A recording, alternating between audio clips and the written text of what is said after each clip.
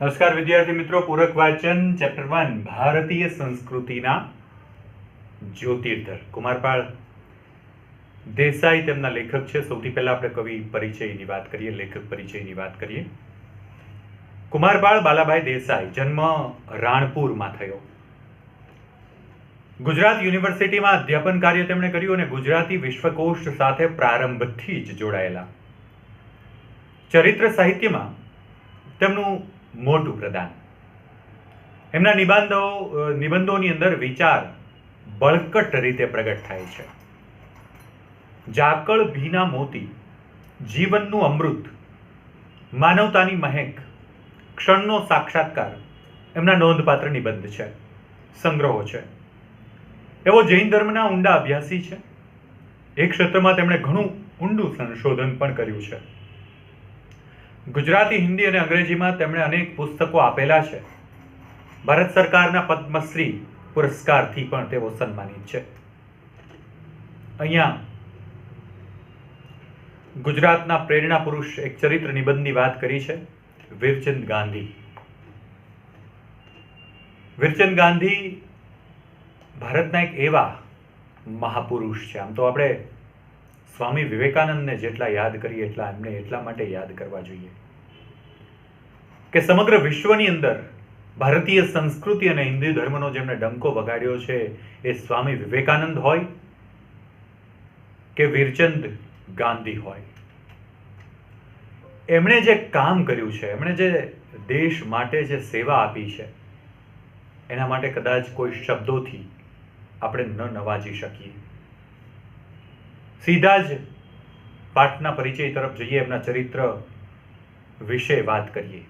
વીરચંદ ગાંધી. આપણો દેશ પરાધીનતાની બેડીઓમાં જકડાયેલો હતો, મતલબ હજી ગુલામ હતો. અંગ્રેજો હજી આપણા દેશમાં હતા અને એની ગુલામીમાં આ દેશ જીવતો હતો. દેશની સ્વાધીનતા અને પ્રજાની આત્મસન્માનના માટે વીરચંદ ગાંધી, વીરચંદ રાઘવજી ગાંધી, દેશ વિદેશની અંદર એમણે મહત્વનું કામ કર્યું છે. અમેરિકા અને ઇંગ્લેન્ડ જેવા દેશની અંદર પોતાના 3 વિદેશ પ્રવાસમાં તેમણે ભારત અને ભારતીય ધર્મ વિશે, યાદ રાખજો, 650થી વધુ પ્રવચનો આપ્યા છે આ દેશોમાં. પશ્ચિમના લોકો અને પશ્ચિમના લોકોની વચ્ચે 650થી પણ વધારે પ્રવચનો આપવા એ કંઈ સામાન્ય કે નાની વાત નથી. એ સમયે ભારત એટલે કેવો દેશ? લોકો શું માનતા ભારત વિશે? તો કે વાઘ, સાપ અને રાજાઓના દેશ તરીકે ભ્રામક માન્યતા હતી. આ સપેરાનો દેશ છે. અહીંયા સાપને પોટલામાંથી કાઢે, એની વાંસળી વગાડે, સાપને કંટ્રોલ કરે, સાપ સાથે રમતો કરે, લોકો જોવે, તાળીઓ પાડે. બસ આ ભારત દેશ છે. સપેરાનો દેશ તરીકે ભ્રામક માન્યતા હતી. ભારતીય ધર્મ અને ભારતીય ધર્મોની રૂઢિઓ, ક્રિયાકાંડનો ધર્મ, આ દેશ ધર્મની અંદર ડૂબેલો, ક્રિયાકાંડોની અંદર ડૂબેલો દેશ એટલે ભારત. આવી માનસિકતા અન્ય દેશોમાં ભારતની હતી. આવા સમયની અંદર વીરચંદ ગાંધીએ ભારતીય સંસ્કૃતિ અને સંસ્કૃતિની જે ભવ્યતા છે એ પશ્ચિમના દેશોને ખ્યાલ આપ્યો છે.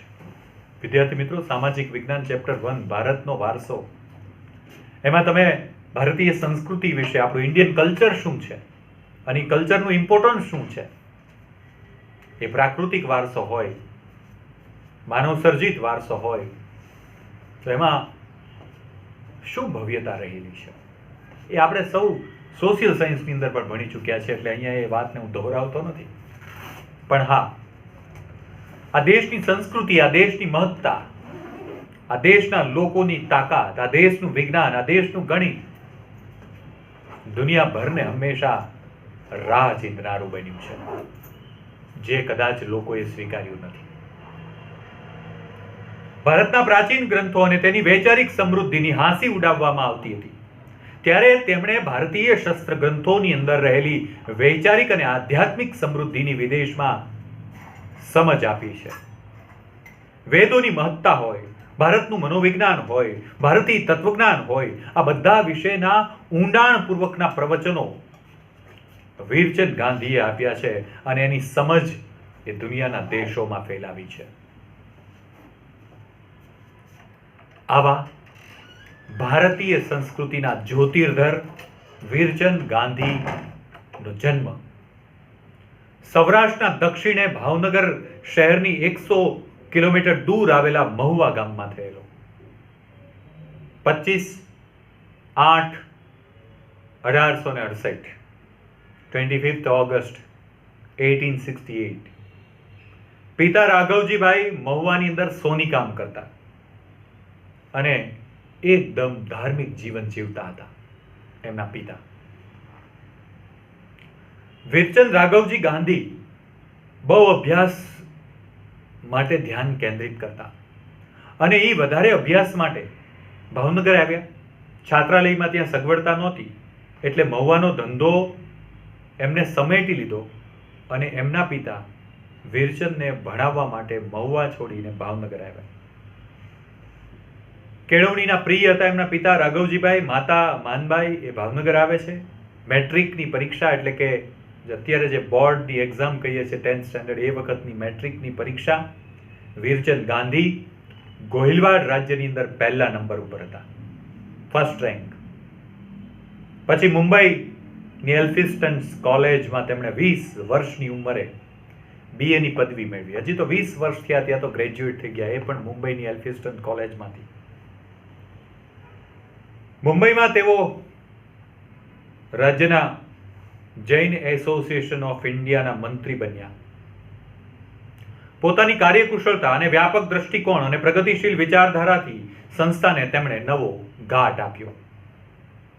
1893 સપ્ટેમ્બર મહિનામાં અમેરિકામાં 17 દિવસ માટે યોજાયેલ વિશ્વ ધર્મ પરિષદની અંદર હિન્દુ ધર્મના પ્રતિનિધિત્વ તરીકે સ્વામી વિવેકાનંદ ગયા હતા. સ્વામી વિવેકાનંદ ભારતીય સંસ્કૃતિ અને ભારતીય ધર્મનો પ્રતિનિધિત્વ કરી અને ત્યાં ગયેલા. જૈન ધર્મના પ્રતિનિધિ તરીકે વીરચંદ ગાંધી સ્વામી વિવેકાનંદની સાથે ગયેલા. ધર્મ પરિષદમાં 29 વર્ષના યુવાને પોતાની વિદ્વતા અને વાણી પ્રવાહથી સૌને સ્તબ્ધ કરી દીધા. એમણે માથે સોનેરી કિનારીવાળી કાઠિયાવાડી પાઘડી હતી. વીરચંદ ગાંધીનો વ્યક્તિત્વનો પરિચય સોનેરી કિનારીવાળી માથા ઉપર પાઘડી, લાંબો જબ્બો, ખભે ધોળી શાલ, પગમાં દેશી આંકડિયાળા પગરખા, ઊંચું ને ભરાવદાર શરીર, એકદમ તેજસ્વી આંખો, હસતો ચહેરો, શાંત અને પ્રકૃતિથી વિશ્વ ધર્મ પરિષદની પહેલી હરોળમાં બેઠેલા વિચાર વીરચંદ ગાંધી પહેલી જ હરોળની અંદર પહેલી રોમાં બેઠેલા. એમનો બહારનો જે આઉટલુક હતો એનો પરિચય જોયો તમે અને સાવ બીજા કરતા જુદા તરી આવે. એમના ભારતીય પોશાકે સૌનું ધ્યાન કેન્દ્રિત કર્યું. વિશ્વ ધર્મ પરિષદમાં એમણે જૈન દર્શન અને ભારતીય સંસ્કૃતિ વિશે પોતાના વિચારો પ્રભાવક રીતે ત્યાં વ્યક્ત કર્યા. ખાસ તો ભારતીય ધર્મ, રીત રિવાજો, તહેવારો, એની પાછળ રહેલા તાર્કિકતા, એની પાછળ રહેલું વિજ્ઞાન, એનો ખ્યાલ દુનિયાને આપ્યો. એમના પ્રવચનમાં સૌ ભારતીય જીવનશૈલી પ્રત્યેનો આદર અને પરાધીન ભારતના કપરા સંજોગોમાં પણ ગરિમા જાળવવાની રાષ્ટ્રભક્તિનો ધબકાર જોવા મળ્યો છે. એણે કહ્યું કે તમારે ત્યાં અબ્રાહમ લિંકન થયા તો અમારા દેશમાં મહાન વિક્રમાદિત્ય સમ્રાટ અશોક થયા.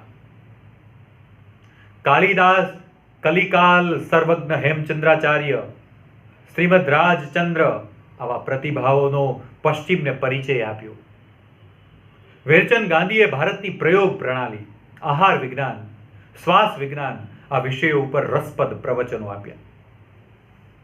ભારતનો અમેરિકાને સંદેશ એવા વિષયો ઉપર વ્યાખ્યાનોમાં એમણે સિદ્ધ કર્યું કે અમેરિકા ભારત પાસેથી કેટલી બધી વૈચારિક અને આધ્યાત્મિક સામગ્રી મેળવી શકે તેમ છે. અમેરિકાના નૂતન સમાજને તેમનામાં ભારતીય દર્શન અને સંસ્કૃતિનો દ્રઢ અવાજ સાંભળવા મળ્યો. એમણે કહ્યું કે અમેરિકાને કે તમારે જો આગળ વધવું હોય તો ભારતની આ ફિલોસોફી સ્વીકારવી પડશે. મહાત્મા ગાંધીજી સાથે પણ વીરચંદ ગાંધી મુંબઈની એક ઓરડીમાં રહ્યા હતા. ગાંધીજી અને વીરચંદ ગાંધી એક ઓરડીમાં બંને ખોરાક અંગેના પ્રયોગો કરતા.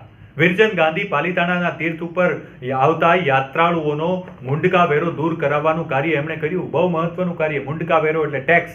જો તમારે પાલિતાણા દર્શન કરવા હોય તો ટેક્સ આપવો પડે. એ વીરચંદ ગાંધીએ દૂર કરાવ્યો. સમેત શિખર તીર્થના બેડમ સાહેબ નામના અંગ્રેજ ડુક્કરોની ચરબી કાઢવાનું કારખાનું નાખ્યું. સમેત શિખર પાલિતાણાની અંદર ડુક્કરની ચરબી કાઢવાનું કારખાનું ત્યાં બનાવ્યું. કારખાનું નાખ્યું અને ત્યારે એ દૂર કરવા માટે વીરચંદ ગાંધી 6 મહિના કોલકાતા રહ્યા. આ ડુક્કરનું જે કારખાનું રાખ્યું છે એની ચરબી કાઢવાનું એને દૂર કરવા માટે કોલકાતાની અંદર 6 મહિના એમણે કામ કર્યું. 14 ભાષાઓ જાણતા હતા. 14 લેંગ્વેજ. વીરચંદ ગાંધી સમેત શિખર તીર્થ અંગેના જૂના દસ્તાવેજોનો અભ્યાસ કર્યો અને એના માટે બંગાળી ભાષા પણ તેઓ શીખ્યા. સમેત શિખરના આ જૂના અભ્યાસ માટે, એના ઇતિહાસ માટે બંગાળી ભાષા શીખ્યા. વીરચંદ ગાંધી અમેરિકામાં હતા ત્યારે ભારતમાં દુષ્કાળ પડ્યો.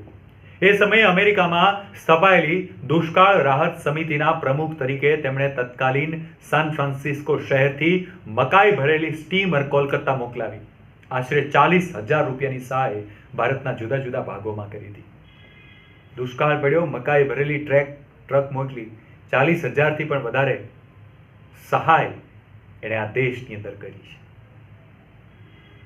ભારતના તેજસ્વી વિદ્યાર્થીઓને શિષ્યવૃત્તિ આપીને અમેરિકામાં અભ્યાસ કરાવવા માટે તેમણે અમેરિકામાં એક સંસ્થા શરૂ કરી. બેરિસ્ટર થયા.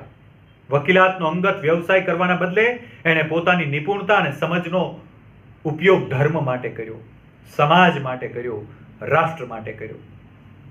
એ માટે એમણે અતિ શ્રમ વેઠીને પ્રયત્નો કર્યા. એ સમયે વિદેશ પ્રવાસ કરવો હોય તો અત્યારે જેમ વિમાનમાં બેસીને વિદેશમાં જઈએ એવું નહોતું. એ વખતે દરિયાઈ માર્ગે મહિનાઓ સુધી સ્ટીમરમાં બેસીને પ્રવાસ કરવો પડતો. અને તોય એ અતિ શ્રમ કરતા, ખૂબ કષ્ટ વેઠીને વિદેશમાં જતા પોતાની સંસ્કૃતિઓ અને એની ગરિમા દર્શાવવાનો પ્રયાસ તેમણે કર્યો છે. એમના જીવનની પ્રત્યેક પળ આ કાર્ય માટે એમણે વાપરી છે. અતિ પ્રવૃત્ત અને પરિશ્રમને કારણે તેમનું સ્વાસ્થ્ય કથળ્યું. બહુ કામ કર્યું. એના કારણે એમનું શરીર ઘસાઈ ગયું. એમની તબિયત બગડી. 7 ઓગસ્ટ 1901ના રોજ 37 વર્ષની વયે એમનું અવસાન થયું. આવા તેજસ્વી પુરુષોને આપણે બહુ નાની ઉંમરે છોડી દીધા. એ સ્વામી વિવેકાનંદ પણ આટલી જ નાની ઉંમરે એમને પોતાનું શરીર છોડ્યું હતું. વીરચંદ ગાંધી જીવ્યા થોડું, પણ ભારતના મહિમાને ઉજાગર બહુ કર્યું. અને ભારતના મહિમાને ઉજાળવા માટે એ આટલું જીવ્યા, એ અનેક ગણ્યું જીવા બરાબર કહેવાય. એમની સામાજિક પ્રવૃત્તિઓ અને ભારતીય દર્શનના અભ્યાસ અને શ્રદ્ધાને કારણે તેઓ ભારતને ગૌરવ અપાવી શક્યા છે. એમનું ધૂપસળી જેવું જીવન પછીની પેઢી માટે ખૂબ પ્રેરણારૂપ છે. વિદ્યાર્થી મિત્રો, વીરચંદ ગાંધીના જીવન ઉપરથી ઘણી બધી શીખ લેવા જેવી છે. એકવાર ચોક્કસ વાંચજો. અને હા, વીરચંદ ગાંધી એટલું લખી ગૂગલમાં સર્ચ કરજો. હજી એમનો બહોળો ઇતિહાસ તમે ત્યાંથી પણ વાંચી અને મેળવી શકો છો. આપ સૌ વિદ્યાર્થીઓનો ખૂબ ખૂબ આભાર. Thank you very much.